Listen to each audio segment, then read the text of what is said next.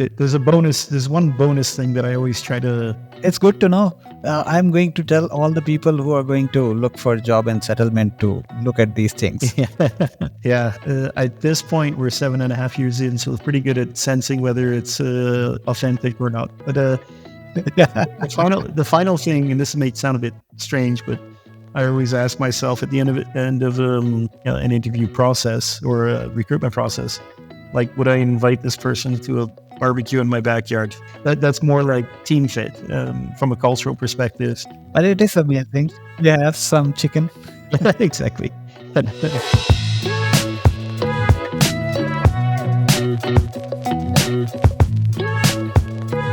Hello everyone, my name is Ali. I'm the CEO of Al-Burraq Technologies. Today we have another Techstar with us as promised. Matthew, how are you doing? Yeah, doing great, thanks. Hello from Belgium to everybody that's watching. Thank you so much. Matthew, it would be great if you can give us some of your introduction and give us summary of your career. Yeah, so my background, I'm originally from Canada, was born and raised there, finished university in Canada. And after that, decided the world was too small to sit in one place. So I decided the first career step I would take would be international. So I moved to Japan back in 2000, so already 23 years ago.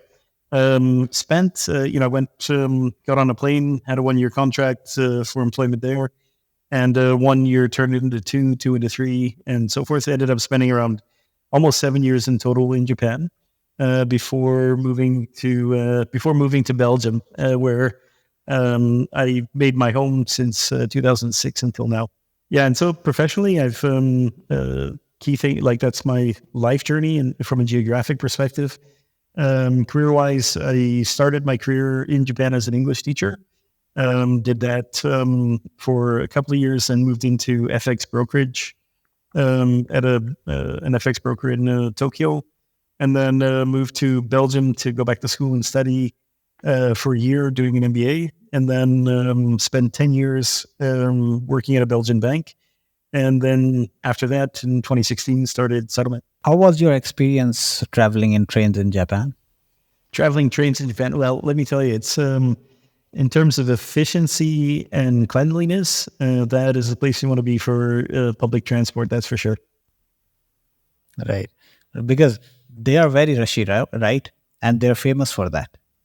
Yeah, I mean, there are some train stations like Shinjuku and Shibuya in Tokyo that have, I forget the numbers exactly, but 4 or 5 million people passing through a train station every day, with peaks and valleys and throughout the day in terms of the number of people passing. But yeah, I think from an organizational perspective, I'm always amazed at how well organized everything is there. Yeah, that is for sure.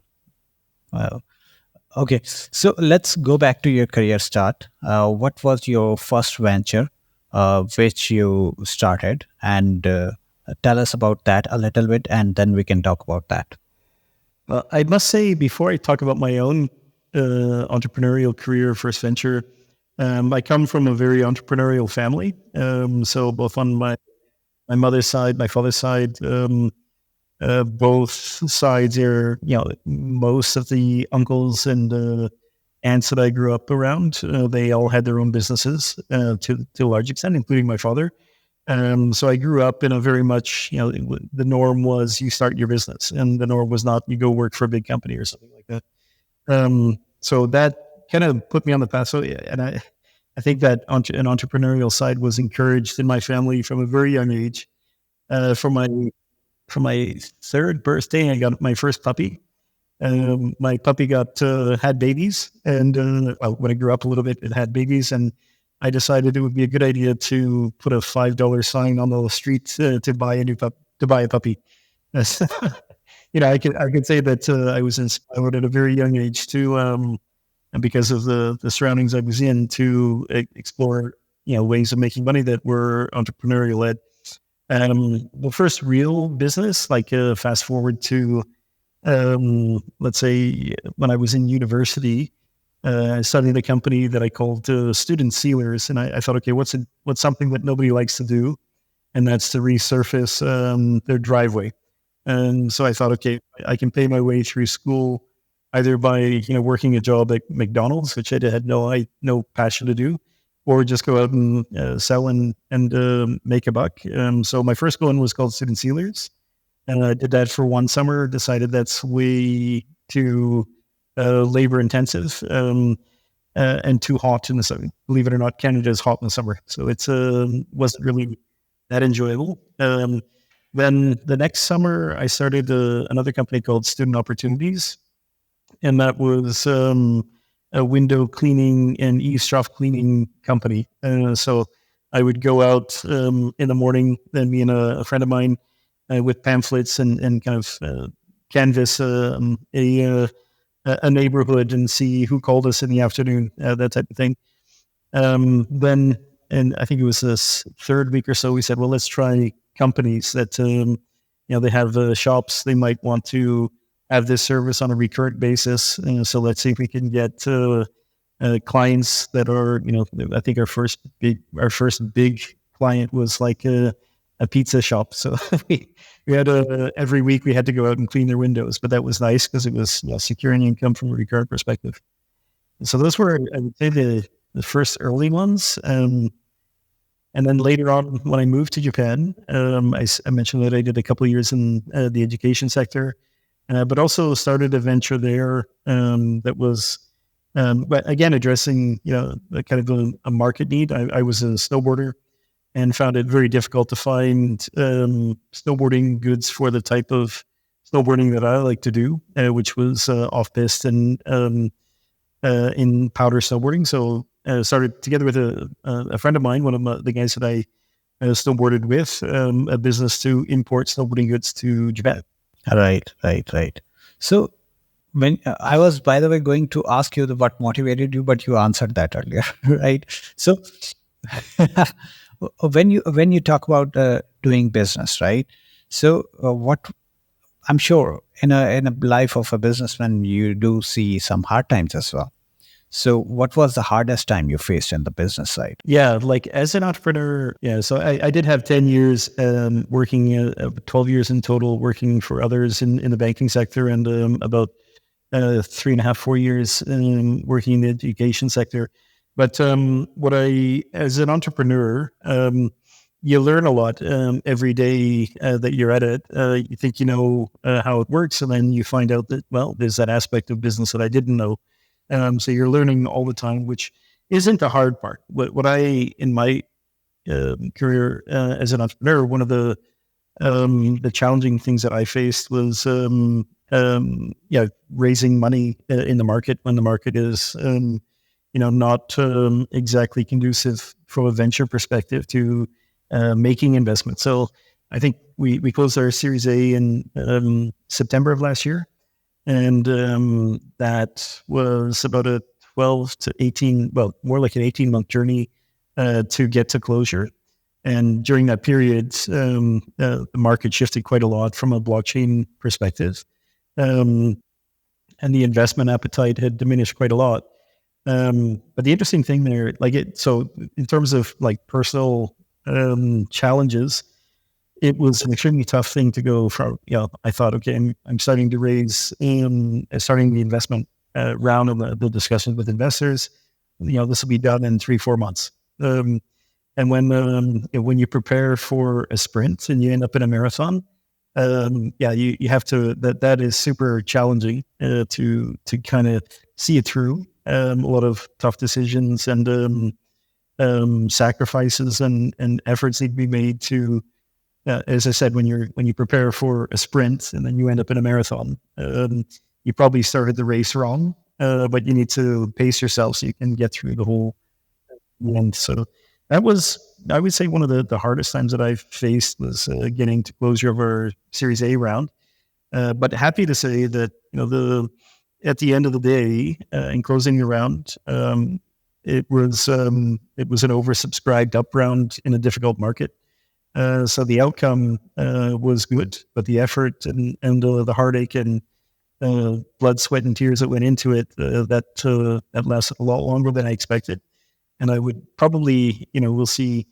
I would actually like to think that the hardest things I'll face are still ahead of me because I'm a pretty motivated guy that likes to grow and expand as an entrepreneur, as a company, for myself, for the shareholders of the company, for all the employees of the company. So this might sound a bit masochistic, but I hope that the hardest times are still ahead of us. That's right. But what was the key point that that enabled you to be persistent and come out of that? Yeah, that's there's I think when you're in moments of challenge, where you're personally, both from a mental, physical, relationship perspective, getting kind of stretched thin, you really have to count on people around you. If you've built a good team, you're surrounded by a lot of smart people, and if you've managed to do that, you got to confide in your team, tell them the struggles you're going through. Don't try to hide it, and just be open with the other co-founders and the other management team members to get their viewpoint, to get their understanding. That I don't say that you have to always follow the advice of everybody in the team, but at least by hearing out their thoughts, one thing's for sure, they'll have a different perspective, and that can, let's say, inform or enrich your perspective on things. So I think number one is count on the people around you. You really have to. If you've built a good team, then you can count. That's why you hire. That's why they're part of your team. You want to be able to count on them. And I think the second thing is really believing in yourself and what you're doing as a company. And if you believe in the value that you are bringing and can bring to the market, never let that go. I had some people in my circle inside the company, but more outside the company, were like, well, maybe it's time to call it quits. And I never let that sink through, or never decided that was a viable option. So you have to believe in what you're doing, believe in what the company is about. If you've got a purpose as a company and you believe in it, then never let anyone take that away from you. Right. So when we are talking about teams and building a team, then I have to ask you, what tips you are going to give to the people how to build a good team? Yeah, I think there's a lot that can be said on this topic, because everybody's different, everybody's an individual. When I think about the type of team that we want to build at SettleMint, and we've been pretty successful at that so far. Key characteristics are what you need to look for in the hiring process. Like, does this do they have curiosity?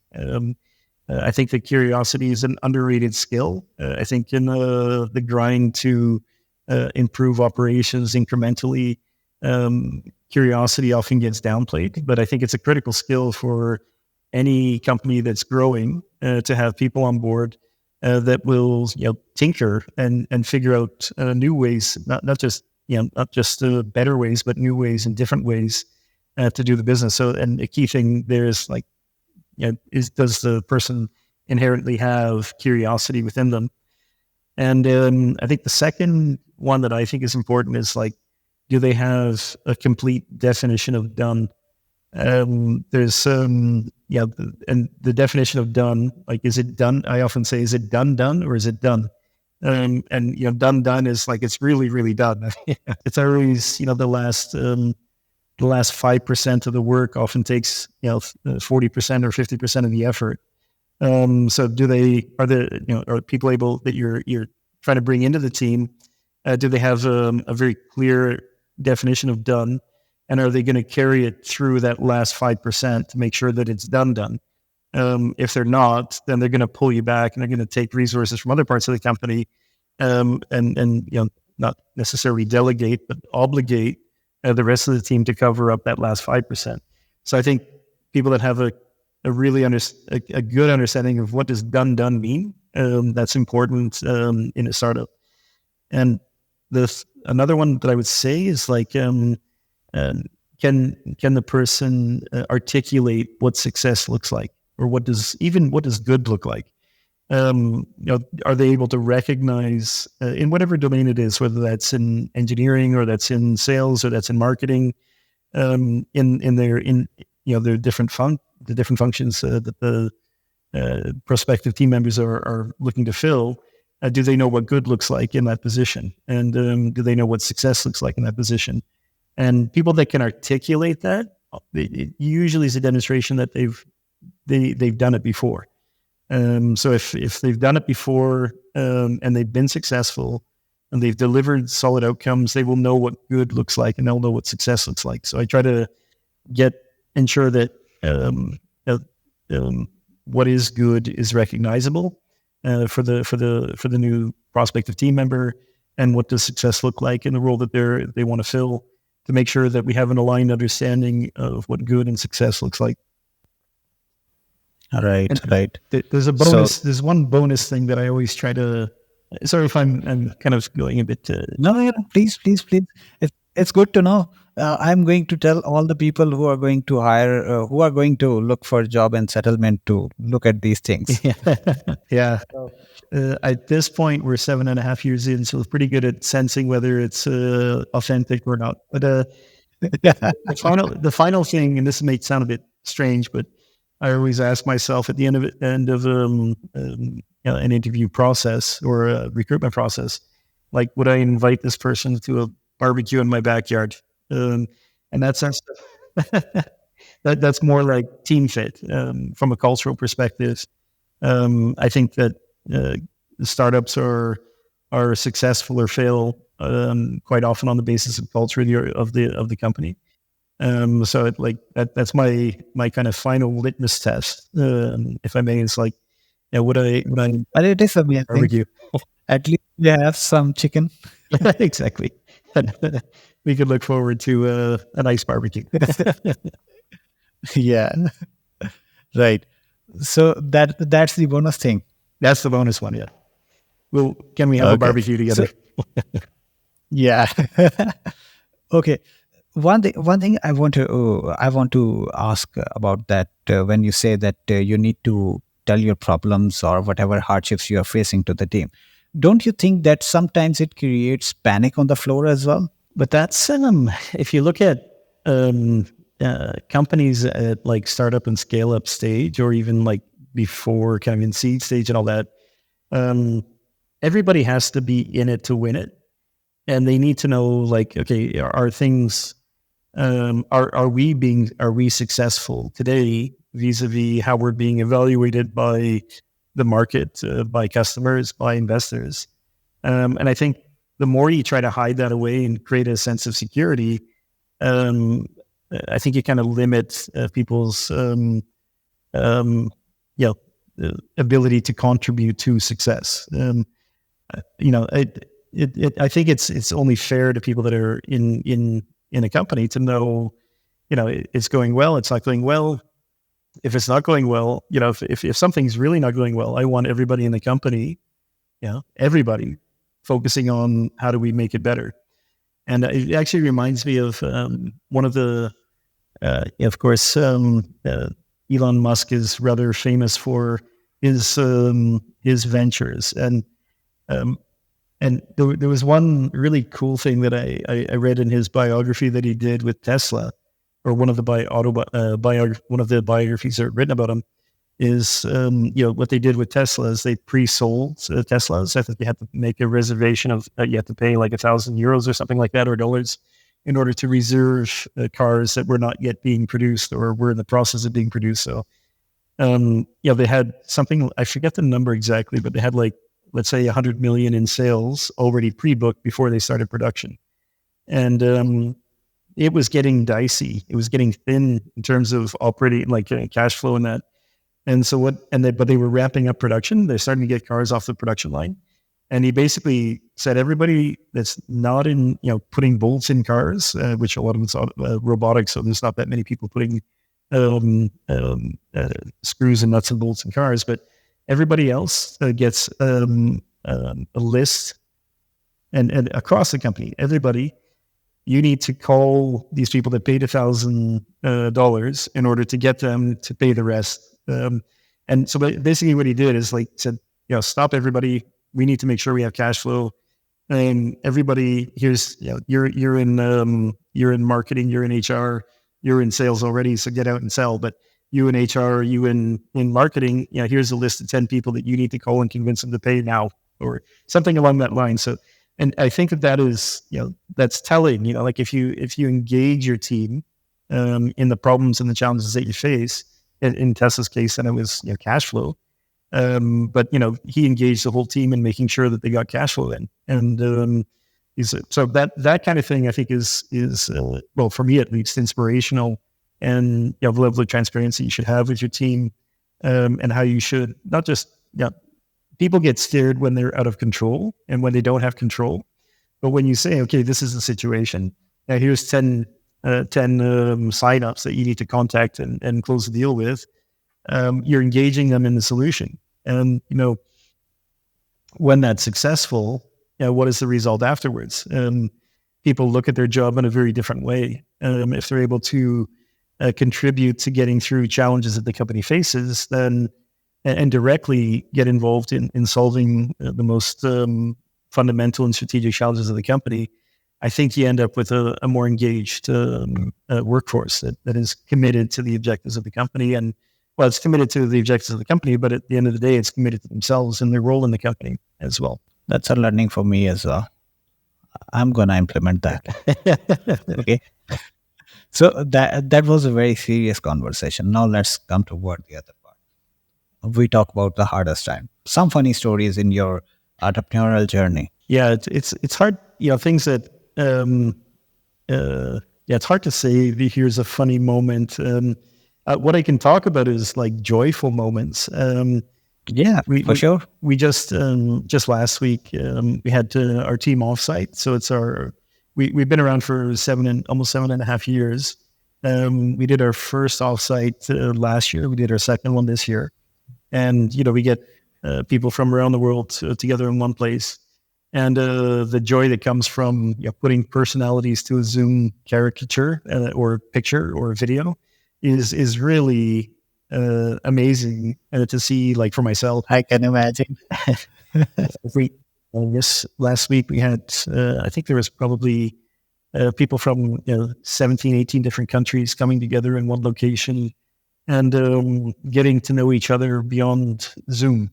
So we're a remote first company. We got, I think in total, 29 nationalities across, close to 29 nationalities across 17 or 18 countries. So to get the group together and get to know each other, and of course we focus part of the time on company stuff, but most of the time, or the afternoon, at least half a day every day, is spent on let's just do stuff together that helps us to get to know each other, and it's always the funny thing is when you meet people in person, I suppose there's last year there were two people that you see them and you're like, whoa, I thought you were a lot taller, or whoa, I thought you were a lot shorter.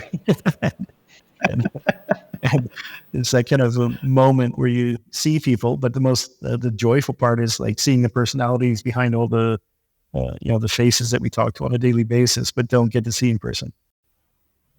Right. So I can imagine what kind of stories you have regarding that.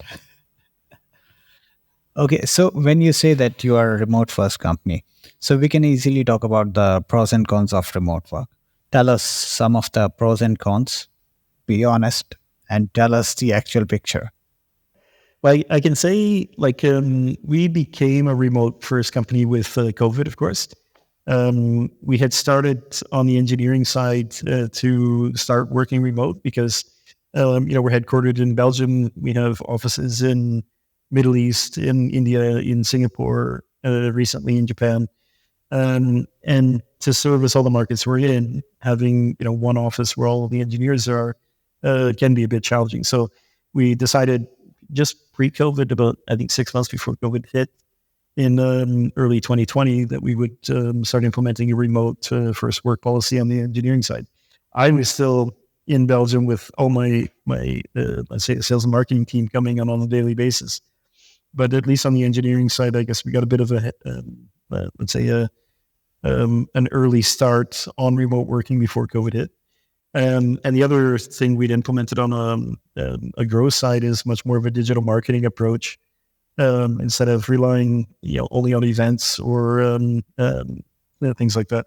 So we had made a couple of adjustments to the company strategy leading into COVID, but of course COVID made it impossible for everybody to come together. So we had this nice big office with capacity in Belgium for about 40 people. Office in Dubai. At that point, Dubai, India, and Singapore was just getting set up. But we very quickly got confronted with the need to work remote first. And the challenges with that, like it kind of links back to what I said a minute ago about the offsite. Like what I've found challenging in working remote is that we hire for skills and competency, and we also hire for fit and team fit. Now I have the feeling like you can only get a partial sense of that when you're not meeting the person in person. So it's recruitment, I feel, is more challenging in that regard because you don't see the full personality, which is a challenge, and that's something that we try to, by doing the offsite every year, then that kind of breaks down that barrier. But I think recruitment full remote can be a bit of a challenge because there's, I think, cultural fit and person fit requires that you're exposing personality, which doesn't always come through in a video format, which is unfortunate. Right. So basically, the bonus of barbecue party that is not fulfilled. That's right. Yeah. Yeah. So you can't see whether it's cultural fit or not because he can't come to attend the barbecue party. So we have to limit it to once a year, indeed. No, but recruiting becomes, in my view, a bit more challenging, and I think another thing that becomes challenging is like maybe I'll stop with the challenges, but the opportunities that it presents. Like as a company like us, which started out from our early days, really focused on global growth. The technology space we're in is not like this market or that market. It's by nature and default, it's fully decentralized and distributed. So it's kind of like, it doesn't make sense to build a team in one location. So having the remote first kind of fits with the technology that we're in. And it does enable us then to look for team members that are, they don't have to come here. So we can focus more on the things that matter, which are skills and team fit, rather than, are you in the boundaries, geographic boundaries of this country? So I think it does, on the one hand, create some challenges from assessing team fit, but on the other hand, opens up quite a wide field of play for where you can recruit from. So you do have more access to the talent, but you do have some challenges as well. Yeah, correct. Yeah. Right. Let's talk about SettleMint a little bit, right? Because it's a low-code application, low-code platform, right? So what are some of the case studies you want to tell us that this is where SettleMint helps you the best? Yeah, so SettleMint is like, if you want to simplify it down to a couple of lines, SettleMint is a blockchain transformation blockchain transformation company. And what does that mean? Like, blockchain transformation is a lot more than just the tech. We have, of course, the tech is an important part of it, but there's also, with any new technology, there's a requirement to build knowledge, to share knowledge, to build up capabilities with the tech. And there's also an important part about, how does the change management process work, both from a technical and non-technical perspective? So we view, blockchain transformation as a multi-pronged strategy as a company to increase the probability of successful blockchain implementation. And on the tech side, we have an award-winning platform recognized by Gartner, Everest Group, CB Insights, and a few other analysts as one of the globally leading platforms for blockchain transformation. And so what we've, Gartner, for example, we've been in the Web3 and blockchain hype cycle for the past 3 years in the category they call it something else, but it's basically blockchain transformation. And so we've got a consistent record of from a technology perspective of having a platform that enables basically any Web2 developer to build on Web3 infrastructure, which addresses one of the major technical challenges with blockchain implementations. And that's that, well, at least in Europe, less than 1% of developers have experience with blockchain tech. So you can think of SettleMint for the platform side as being the answer for the other 99%. So we're kind of democratizing access to blockchain technology and Web3 technology for engineers. That's in a nutshell on the tech side. On the change, let's say not yet the change, but the knowledge building side, we've produced quite a lot of content, both video and digital, that are basically establishing baseline understanding of what does blockchain mean in my sector, or what does blockchain mean in banking, what does it mean in manufacturing and supply chain, what does it mean in public sector. So we produce quite a lot of content on shaping thoughts about how to look at it from different sectors' perspectives. And on the change management process side, we've got a growing network of partners that are completely they're experts in helping to consult, helping to design solutions for blockchain implementations. And we empower the partner network with a platform that goes beyond just the consulting and design part, but into the full production launch and implementation of the technology solution. So we look at it as a holistic approach. And if you look more specifically at use cases, I mentioned the sectors of banking, manufacturing, supply chain, and government. So one of an example of a use case in the banking sector is tokenization of financial assets, whether we talk about stocks or bonds or ETPs or complex SPV structures for institutional investors. Those have all been built on the platform. So we have these kind of a tokenization engine that can be utilized and tweaked and modified so that it matches exactly the use case that the bank wants to build. And they can do that, getting started, setting up a node, node or a network of nodes. That goes in the platform from like a 5-month process down to like a 5-minute process. So how do I run this infrastructure? I had the node infrastructure. How do I run that in my environment?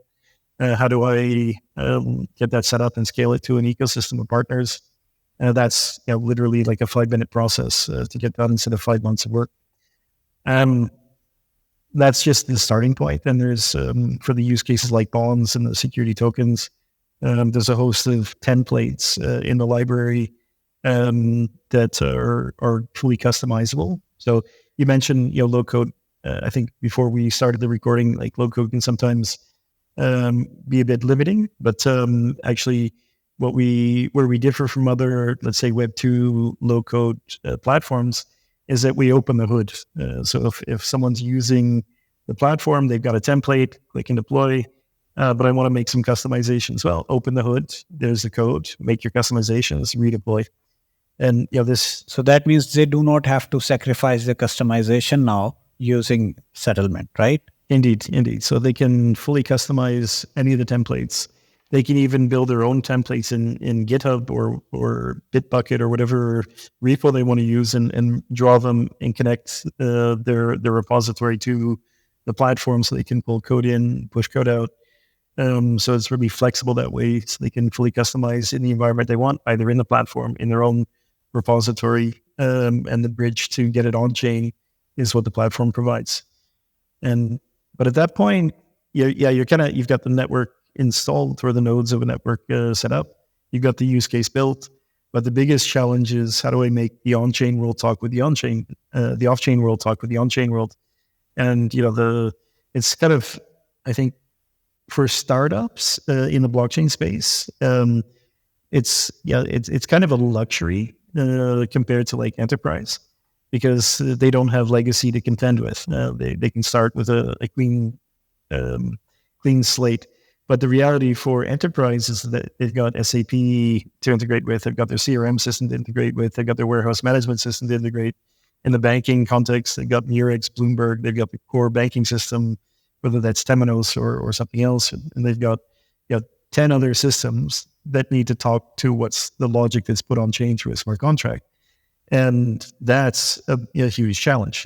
So we've addressed that with what we call the Integration Studio, which has, it's a visual programming environment where they can easily, let's say, visually program all the complex data and systems integration flows that they need to make their application, let's say, functional in a production context. So that's really, from a tech perspective, we spent over 7 years now building the product. Right.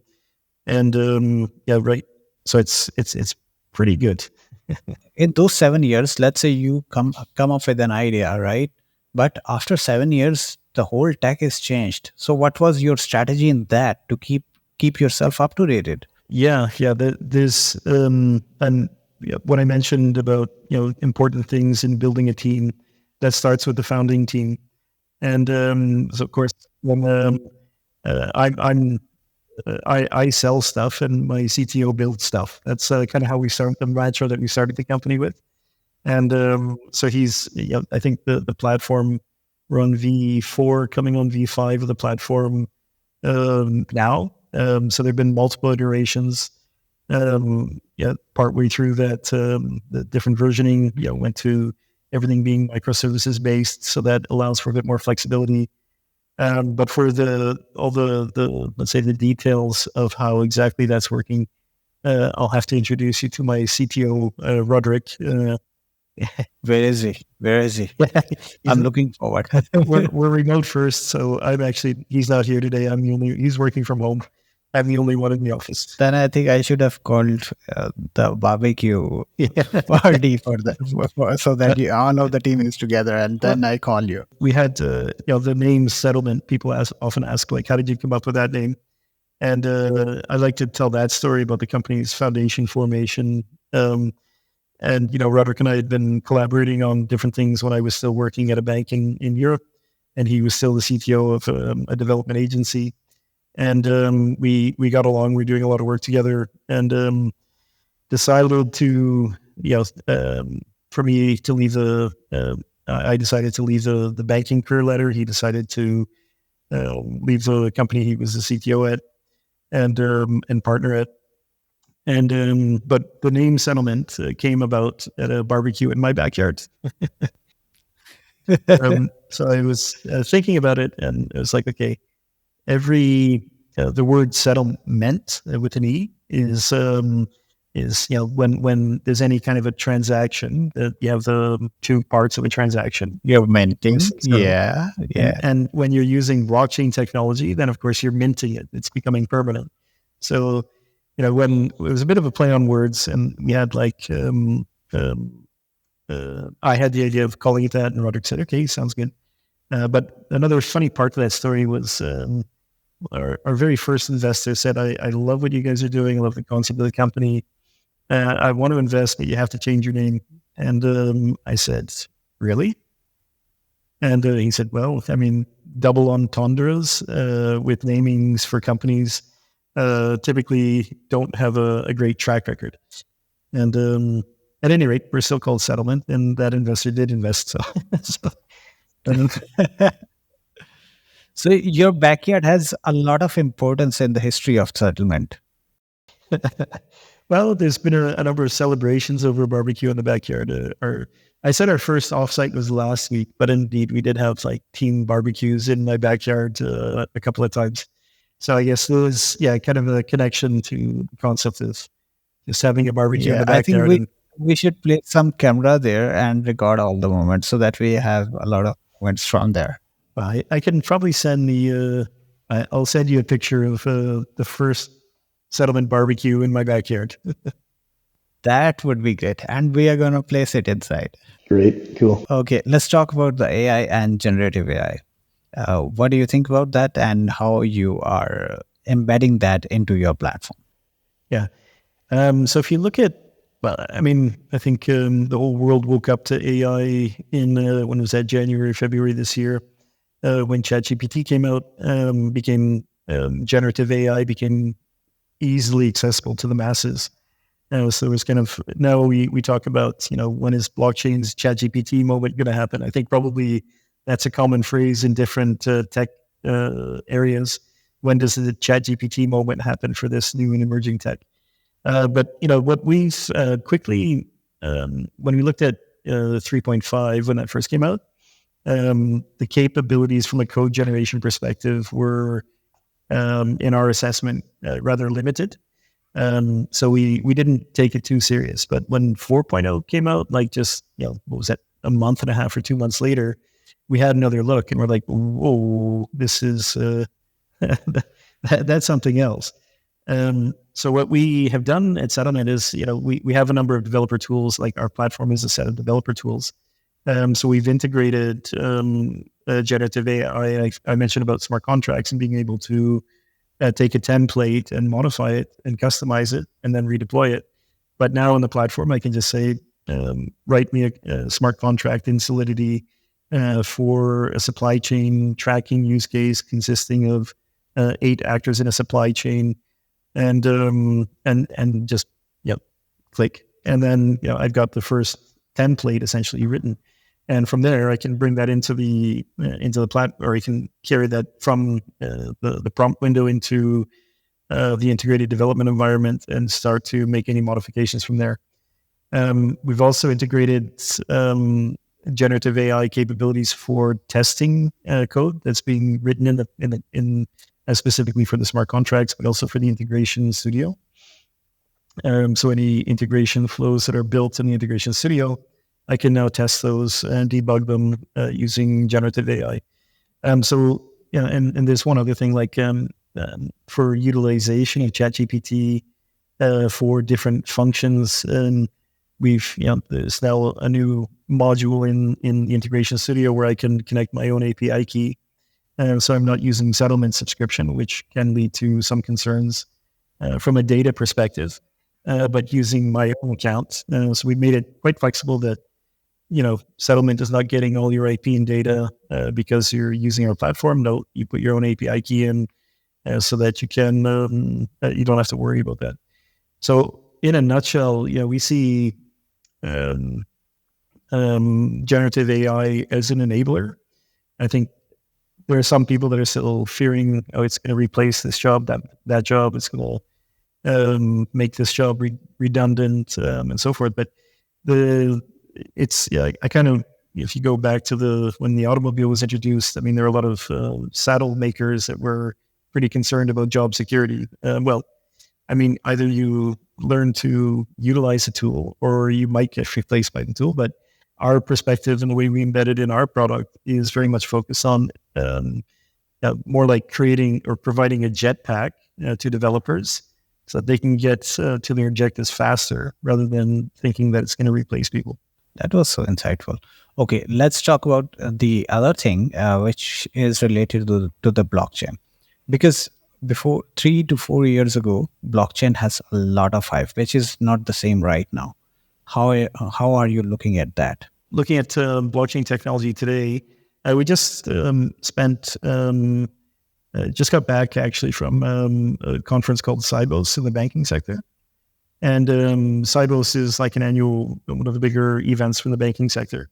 And what we found there is that blockchain is certainly no longer hyped. That's without a doubt a fair conclusion. What we did learn and what we saw and what we see in the markets that we're active in is that it's moving from this kind of a hype phase into let's get on with it. There's no more interest in R&D and experiments because it's a shiny new object. Now it's like, okay, we already know the benefits, immutability, ease of communication between different actors or systems. So creating that layer of trust is seen as very valuable in the banking sector. And I read a recent study, it's called DLT in the Real World, published this year, that they took a sample of like the top 500 banks in the world. And 39% of them are already live in production with DLT and digital asset implementations. If I compare that to last year, it was 32%. Year before, it was like 12%. Year before, it was 5%. So if you look at the pace that it's being adopted and put into production, that's pretty impressive. And so no longer, but this is the part where the business gets exciting. We're through the hype cycle. All of the peak of inflated expectations, as Gartner likes to call it, where the assumption is this is the best. This is the best thing since sliced bread. It's going to solve everything. But those illusions are gone, and now it's about how do I get this stuff into production as quickly as possible, and that's where it becomes super interesting for a company like SettleMint, because we make it that journey from concept to production implementation seamless and very short. So companies, banks in particular, that are looking to take those 4, 5, 6 years of R&D work and put it into production now. We provide the quickest path for them to do that. That's a very realistic overview, because previously what everyone was trying to do was that they were trying each and every solution in blockchain, which was not right.